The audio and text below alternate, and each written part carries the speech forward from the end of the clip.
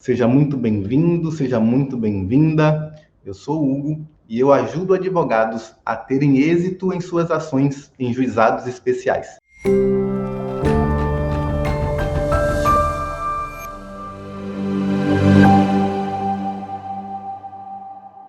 Vai ter um mini curso de prática em juizados especiais que você não pode perder, tá? Ele vai acontecer entre 25 e 30 de janeiro, uma semana inteira de aulas sobre a prática em juizado. Tudo focado na prática. Eu não vou derramar teorias em cima de você, a gente vai tratar do que é eficiente, do que importa para que você tenha êxito em suas ações, tá? Para se inscrever é muito simples, tá? No link está na minha bio, no Instagram, ou na descrição do vídeo, se você estiver vendo pelo YouTube ou pelo Facebook. Vamos lá. Hoje eu resolvi tirar o tempo da aula de hoje para a gente tratar de uma pergunta que ela, com alguma frequência, ela aparece. E eu queria tratar disso com vocês. Tem muita gente nova chegando, né? Eu estou rodando aí o convite para o mini curso e muita gente nova está chegando, então acho importante eu me apresentar, contar um pouco para vocês. Uma pergunta que aparece sempre: por que é que você ensina o que você sabe? Se esse mini curso vai ser tão bom, se esse evento vai ser tão bom, por que é que você não guarda essas informações só para você? Por que é que você compartilha isso, né? E isso vem de uma desconfiança, né? Uma desconfiança estranha até. Vamos conversar sobre isso, né? Esse não é o primeiro evento que eu faço aqui, tá? Não é o primeiro. E eventualmente aparece gente nova que não me conhece ainda, que não me acompanha há tanto tempo, e aí as pessoas olham com desconfiança: poxa, por que você está ensinando tudo isso de graça? Qual é o motivo, qual é o sentido disso? Né, de você estar aqui, né, gastando o seu tempo, ensinando tudo isso de graça. Poxa, por que você não está com um mega escritório? Eu não quero um mega escritório, essa é a questão. Tá? Eu não quero um mega escritório, eu prefiro tratar das coisas de um modo mais artesanal, tá? Artesanal. E a grande verdade é que a minha grande paixão é ensinar. Vamos contar um pouco, então, porque é que recentemente, eu acho que hoje ou ontem mesmo, alguém comentou assim, né? Poxa, você está fortalecendo a concorrência, você está aumentando a sua concorrência. E eu achei essa afirmação assim de uma... Eu chego a achar de uma loucura extrema alguém falar isso, né? Como se o fato de eu ensinar a alguém fosse tirar a minha reserva de mercado, porque eu teria menos clientes. Mas a verdade é que vai aparecendo mais gente aqui, né? Na medida em que eu me exponho, em que eu mostro para vocês o que eu sei, né? Eu não tenho nenhum medo de ficar com menos clientes, ter menos clientes por conta disso, né? Porque eu estou ensinando aqui para vocês o que eu entendo que é uma informação extremamente valiosa, muito importante. Eu não acho saudável, não acho honesto eu guardar tudo isso para mim. Simplesmente não é honesto. Seria muito mesquinho se eu soubesse que tanta gente precisa ouvir, precisa entender, precisa aprender o que eu tenho para contar e eu não compartilhasse, porque o colega advogado ia finalmente poder trabalhar, né? Ele ia finalmente poder tratar das questões que ele recebesse. Finalmente, o colega advogado vai ter condição de... Ele vai evitar perder os clientes. Porque, perceba, eu não trato aqui nesse perfil, eu não ensino você a conquistar clientes. Eu ensino você a não perder os que você já tem. Não perder os raros clientes, né? Aquelas situações em que você está ali, comete um equívoco, comete um erro e o cliente não volta, né? Se você comete um erro, você pode culpar alguém, mas o cliente ele vai perceber, né? E esse cliente não volta. Então a minha missão aqui é justamente essa. Não sei se todo mundo conhece a minha história, então deixa eu falar um pouco. Né? Por 10 anos, fui assessor de juiz em turma recursal. E quando eu comecei, a história do meu começo é engraçada. Aliás, antes disso, alguém aí tem essa dúvida? Alguém aí teve esse questionamento? Se perguntou, poxa, por que ele está ensinando isso? Né? Por que é que ele não guarda para si essas informações? Por que é que ele não retém tudo isso debaixo de 7 chaves? Né? E agora que ele é advogado, ele vai poder finalmente voar e, enfim, ser o super advogado, e mais ninguém pode ser um bom advogado. Alguém aí teve essa dúvida, esse questionamento, enfim, se tiver, me fala aí, tá? Me fala aí. Eu já estou explicando, mas eu quero saber se, eu imagino que sim, né? Que outras pessoas tiveram esse mesmo pensamento. Mas vamos lá. Minha história, resumidamente, com esse perfil aqui, por que é que eu ensino tudo isso de graça e, enfim, por que é que eu não estou mais no Tribunal de Justiça, por que é que eu não sou servidor e agora sou advogado, e muito feliz ensinando para vocês tudo o que eu aprendi lá do outro lado. Quando eu formei na faculdade, eu já era servidor. Né? Eu estava aguardando a nomeação no último semestre. Na verdade, não foi nem meu primeiro concurso, né? Foi meu terceiro, quarto, no fim das contas, porque eu era empregado público, né, no Banco do Brasil. Depois fiz vários concursos, passei em 3 e escolhi o Tribunal de Justiça porque eu já estava cursando direito e tal, então eu ia trabalhar na minha área, finalmente, era o que eu queria, né? E eu sempre tive sonho de ser concursado e aquilo para mim fazia muito sentido. Mas quando eu comecei lá, eu estava num setor bem mecânico, tá? Eu era um batedor de carimbo assim muito eficiente, né? Era o que eu fazia naquele tempo todo. Mas depois de um tempo eu fui convidado para ser assessor, não para ser assessor ainda, eu fui convidado para ajudar na função, quer dizer, eu fazia às vezes de assessor, mas não era titular do cargo, muito menos do salário propriamente dito de assessor naquela época. Mas eu fui convidado já para minutar voto na turma recursal. E você pode estar se perguntando que, poxa, então você então já sabia muito, né, para você ter sido convidado assim. Não mesmo. Eu tinha certeza, né, eu tinha convicção da minha aptidão técnica para estar ali, mas eu estava totalmente equivocado. Tá? Eu estava certo de mim, certo de que, poxa, eu tinha feito uma faculdade federal, uma das melhores faculdades de direito do país, e para mim eu estava, né, pronto. E quando eu fui ver, a prática me mostrou que não. A prática me mostrou que eu não tinha nenhuma condição de fazer um voto de turma recursal, de fazer uma sentença de juizado, tá? Nenhuma condição. E aquilo me chocou, porque eu me considerava bom aluno, era um bom aluno em processo civil, sempre gostei muito, e eu simplesmente não conseguia performar ali, achando como eu achava que deveria, né? E daí que caiu a minha ficha de que a teoria é uma coisa e a prática realmente é outra. A gente ouve isso todos os dias, né? É uma frase clichê, mas é tão verdade, que a gente precisava saber disso antes, né? Talvez, eu acho que a frase é clichê por um motivo, porque é de fato verdade, mas quando é clichê, a gente não dá tanta importância assim, né? Então, eu fui estudar. Porque eu queria muito estar ali, né? Eu sempre tive esse sonho de estar ali exercendo a função técnica, né?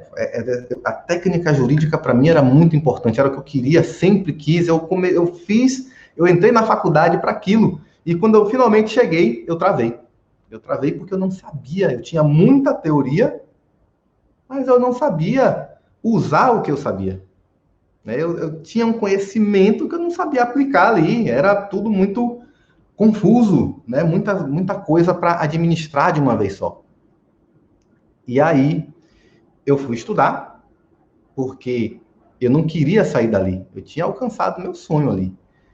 E eu fui estudar, né? E eu ralei muito, muito, né? Pilha de livros. Mas o que é que acontece? Livros são livros, mais teoria, né? É o mesmo equívoco que comete a pessoa que vai fazer uma pós-graduação achando que ela vai suprir a lacuna da falta de prática. E não é assim que acontece. Não é assim que acontece.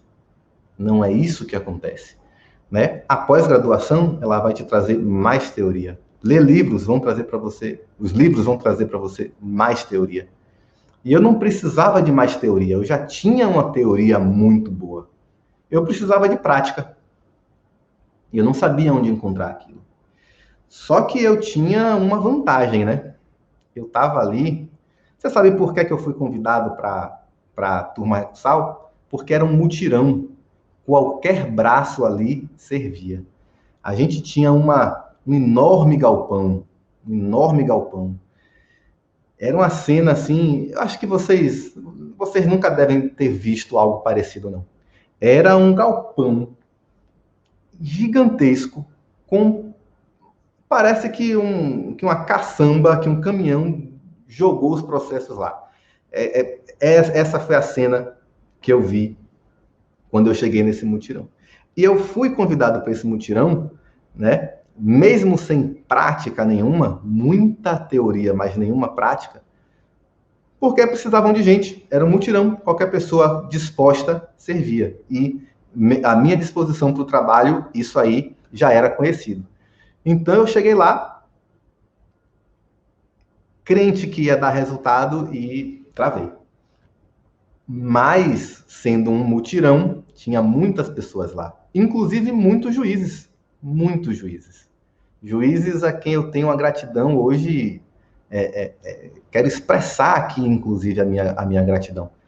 Pessoas que pegaram na minha mão e disseram, olha, senta aqui que eu vou te ensinar, eu vou te dizer, é isso, é isso, é isso. Então, tive a ajuda de muitos juízes ao mesmo tempo em que eles conseguiram me colocar ali para funcionar, para usar a teoria que eu tinha, para botar em prática a teoria que eu tinha. E é isso que eu sei que você precisa aqui, tá? É isso que eu sei que você precisa. Depois de um ano eu fui convidado finalmente para tomar posse no cargo de assessor. Aí sim, né, eu tinha o status e o salário de assessor. E aí me veio uma crise de ansiedade. Não foi crise de ansiedade, assim, meu Deus, eu tô tenso. Não, é crise de ir ao médico, de precisar tomar remédio, porque eu senti que a pressão era grande demais para mim naquele momento. Eu pensava que eu não conseguiria dar conta ali, então, quando eu estava emprestado, né, quando eu estava emprestado como técnico judiciário para a turma recursal, era uma coisa, né? Talvez a cobrança fosse menor, mas quando eu tomei posse, eu senti o peso. Eu não sei se você já passou por algo assim. Muita gente passa, né? Eu tenho amigos, enfim, família. Muita gente passa por isso, né? De fato, crise de ansiedade crônica, ataques de pânico, né? Quando você se sente pressionado por um volume muito grande de responsabilidade, de processos, de trabalho, enfim. Mas eu dei conta. Mas eu quero falar para você que se você experimentou algo desse tipo, fica tranquilo que você dá conta, tá? Você dá conta. O que acontece é que depois dessa experiência toda, eu ganhei casca. Ganhei casca. Ganhei casca ao ponto de, enfim, eu era referência, né? Todo dia aqui eu recebo perguntas, né, de todo o país, de professores, de colegas assessores, enfim, e está tudo isso pronto, né, para a gente compartilhar com vocês. Eu ensino o que eu sei porque depois, quando eu ganhei experiência, quando eu ganhei segurança e eu percebi, né, o quanto eu sabia, afinal, depois de 10 anos, as coisas já estavam, né, muito mais do que sedimentadas e claras, e enfim, ao ponto de eu não me sentir mais desafiado onde eu estava novamente, né, novamente. E eu descobri que eu sou movido por desafios. Descobri que eu sou movido por desafios.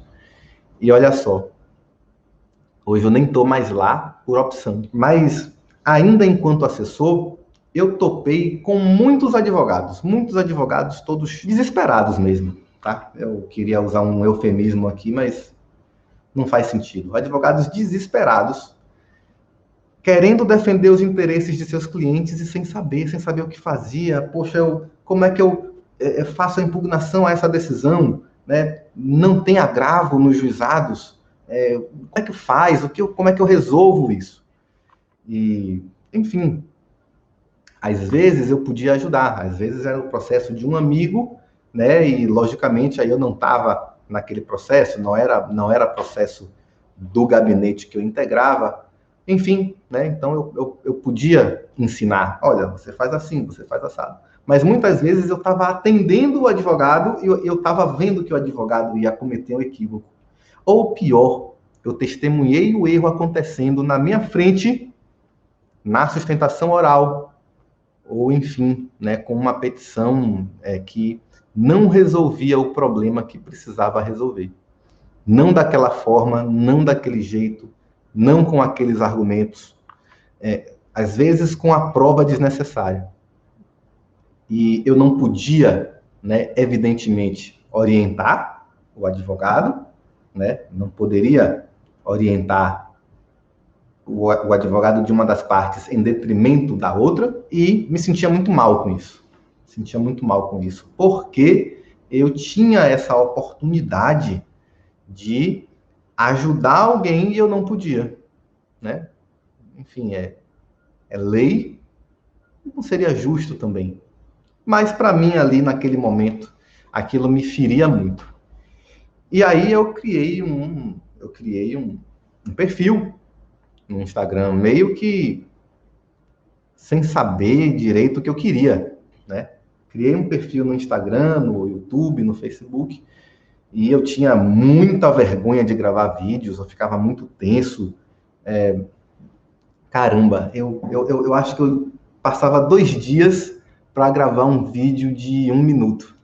Agora que penso nisso, e agora eu estou aqui falando ao vivo com vocês. Mas, de fato, naquele momento foi bem difícil, mas eu entendia que eu podia usar a rede social para levar aquela palavra adiante, né? Para ensinar o que você precisava recolher, qual é o preparo do recurso nominado, coisa que tantos advogados erram, né? Para você saber o prazo de contestar, parece bobo isso, né? Se você já milita há algum tempo nos juizados, talvez isso pareça bobo para você, mas não era. Mas não era. Tinha muita. Quantas vezes eu pegava processos em que o advogado recolhia somente uma guia na hora de apresentar o recurso nominado, né? Então, isso me chocava, tá? E aí eu pensei, ó, esse aqui vai ser o espaço. Se eu não posso ensinar pessoas específicas, eu vou ensinar todo mundo que eu puder, de modo genérico, né? E vou espalhar essa mensagem aí para quem quiser ouvir, né? Porque aqui eu falo para quem quer ouvir, né? É louco isso, né? Imagina só que eu tenho aqui pessoas que estão interessadas em saber isso. Eu não preciso ficar importunando, né, minha família, meus amigos, para ficar falando essas coisas que para eles talvez não faça sentido, para eles talvez não ajude, mas para você ajuda. Para você ajuda muito, né? Então, é por isso, né? E aí eu respondi para o seguidor, não sei se ele me seguia, enfim, ele comentou lá no convite que eu fiz para o mini curso, né? Ele comentou, poxa, você está aumentando sua concorrência. E aí eu respondi para ele que não, né? Eu não acredito nisso. Eu não acredito que o fato de eu ensinar alguma coisa para quem precisa, para quem quer ouvir, vai enfraquecer o meu mercado, vai me deixar em condição desvantajosa na concorrência pela clientela. Se fosse assim, essa é uma mentalidade. Isso você já percebeu, né? Isso me marcou muito. Isso me falou muito para mim assim, porque eu fiquei pensando, poxa, será que nenhum professor advogado ensina bem? Não é possível isso, né? E aí eu fiquei pensando, poxa, será que eu tive algum professor na faculdade que ele ficava segurando ali a informação que ele entendia ser valiosa para não passar para mim, porque eu poderia no futuro vir a ser melhor do que ele? Será que isso é verdade? Enfim, né? Eu não acredito que esse seja o caminho, tá? Não acredito que esse seja o caminho. Mas se você quer saber, né? Poxa, por que né, o ensina tudo de graça? Eu não ensino tudo de graça. Eu não ensino tudo de graça. Eu tenho um curso, e não é um curso barato, tá? Não é um curso barato. Mas eu sei que não é todo mundo que tem condição de pagar pelo curso, e eu não ensino tudo que está no curso, justamente por respeito a quem paga, e também porque é impossível. Seria impossível eu, né, dar todo o conteúdo que eu tenho do lado de fora, né? No curso a gente tem sequência, tem método, tem comunidade, tem unidade, tem um comprometimento. Tem um comprometimento. Então, assim, é o espírito de corpo também. Então, mas assim, eu não ensino tudo que está no curso, mas eu desafio você a me mostrar um curso pago diferente do meu, que tenha mais conteúdo do que eu dou de graça. O conteúdo que eu dou de graça, você vai evoluir.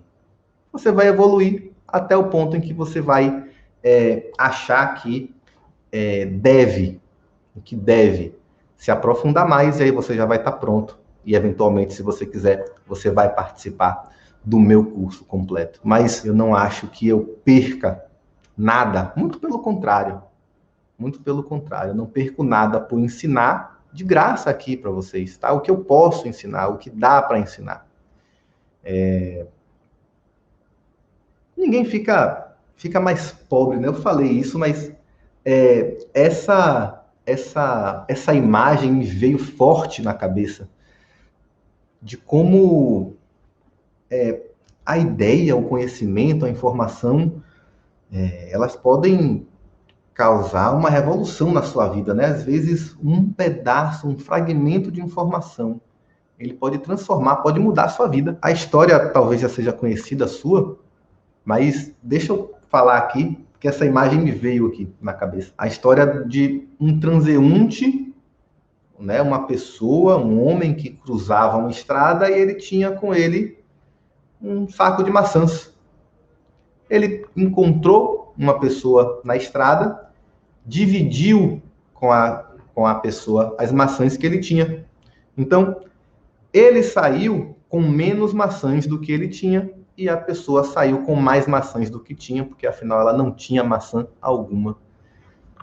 Mas isso não acontece com uma informação, né?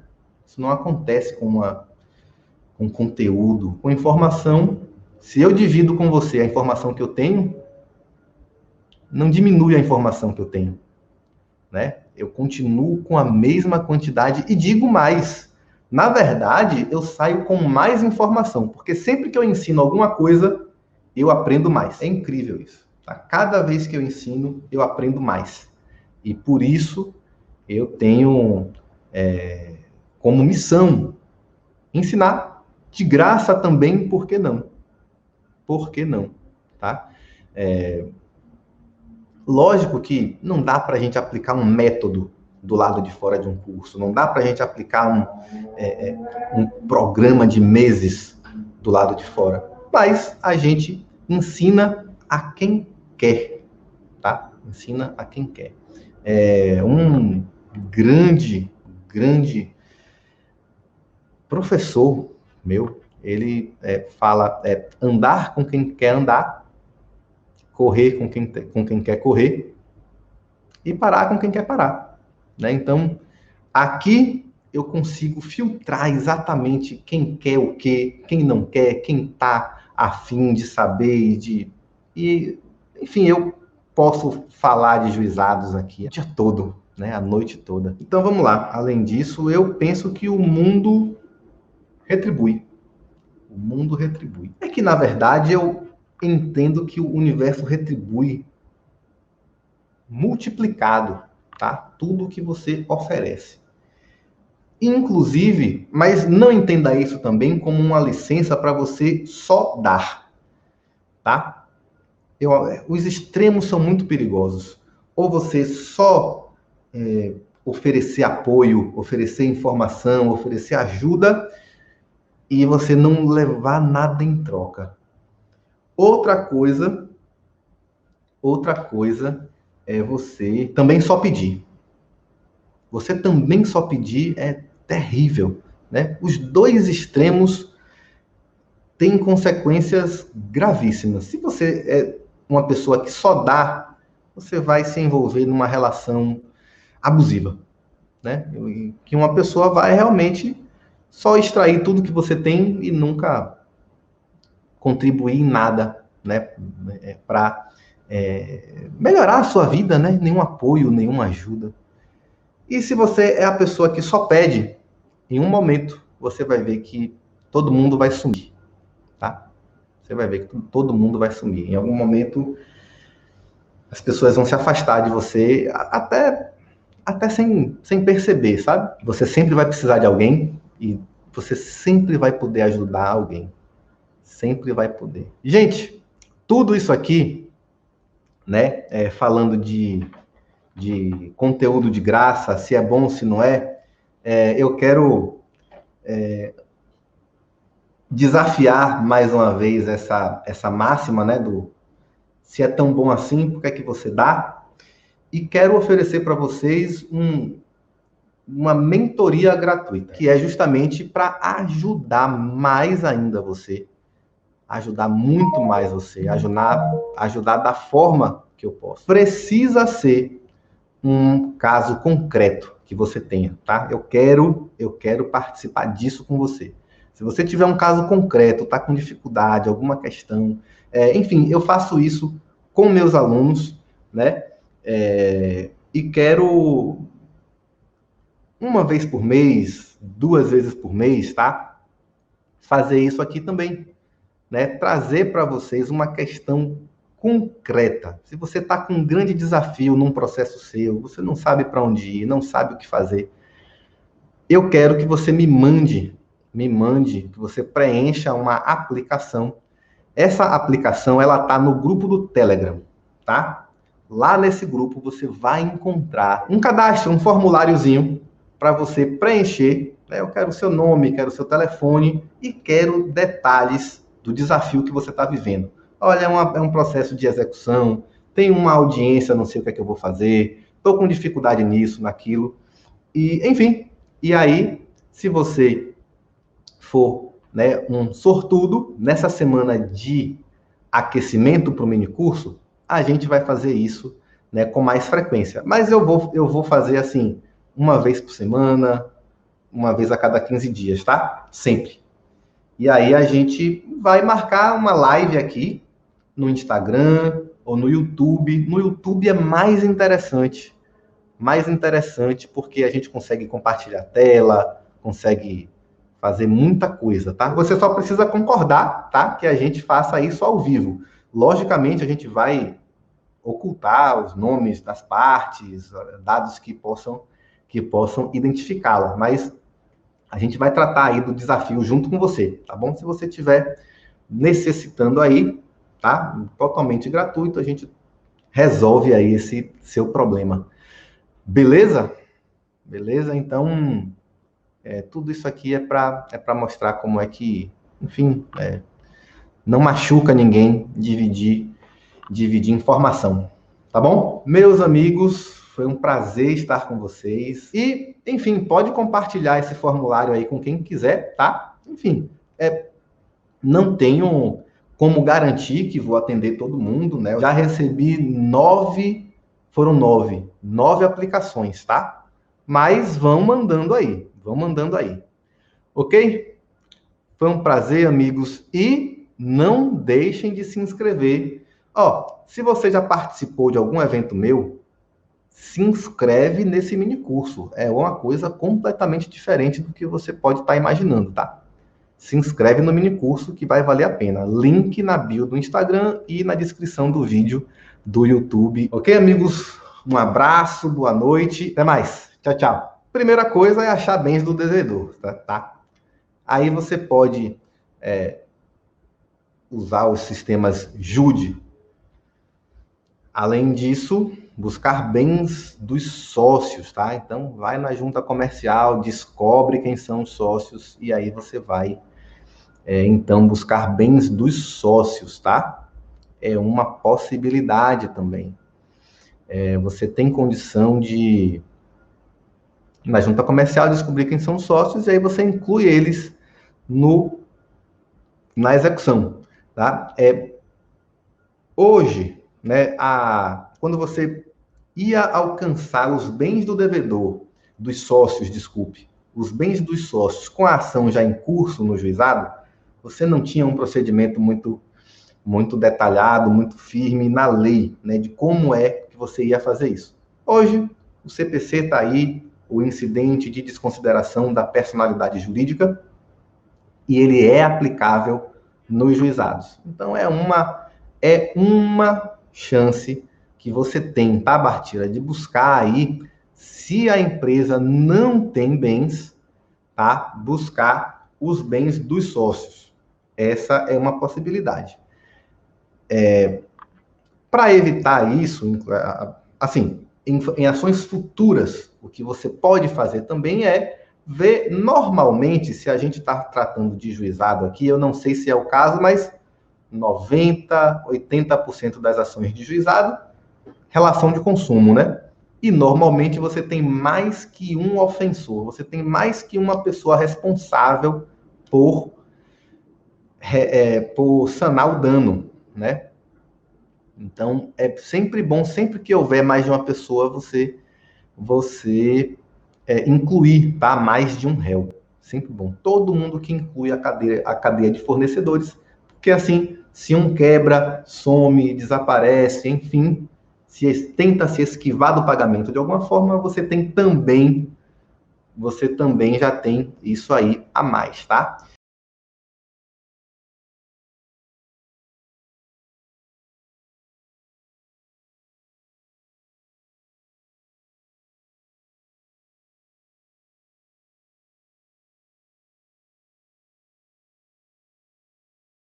Não, você não pode deixar que isso aconteça, tá? Eu falo isso brincando, viu, Larissa? Porque não tem problema nenhum, processualmente falando, ou a parte que ajuizou a ação com o advogado, ela comparecer à audiência de conciliação desacompanhada do advogado. Processualmente, não tem problema nenhum. Mas que imagem você deixa se você permite que seu cliente participe da audiência sem um advogado, né?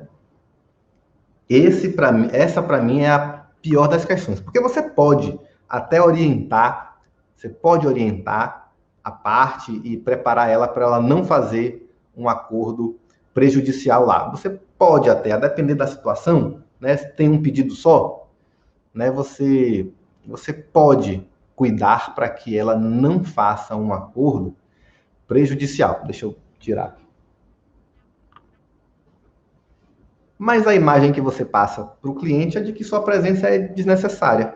Juizado, a gente já tem essa barreira de que algumas pessoas acham vantajoso ajuizar a ação sem advogado, né? E eu sempre digo que é um erro gravíssimo, enfim, sempre que aparece alguém aqui, algum cidadão aqui, eu falo não ajuize a ação sem advogado, mas tem gente que acredita, né, ser vantajoso ajuizar a ação no juizado sem advogado. E aí você teve um cliente que te procurou e você diz para ele, ó, vamos lá, eu não vou não, você vai sozinho, né?